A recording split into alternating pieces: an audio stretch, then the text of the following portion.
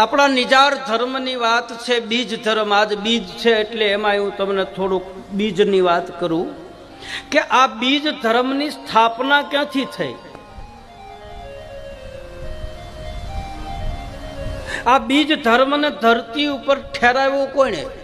બીજ ધર્મ એટલે સનાતન ધર્મ, નિજાર ધર્મ, આદિ ધર્મ, જૂનો ધર્મ, મહાધર્મ. આ એની જ કથા છે. ભાગવતમાં આજ બતાવે છે.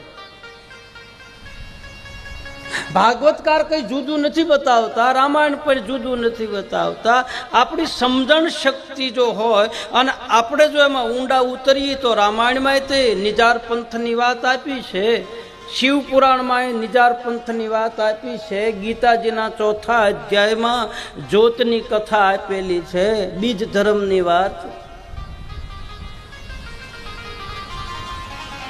આ બીજ ધર્મની રચના કરનાર કોણ છે? આ સ્થાપના કોણે કરી? માર્કંડ પુરાણની માલપા કથા છે.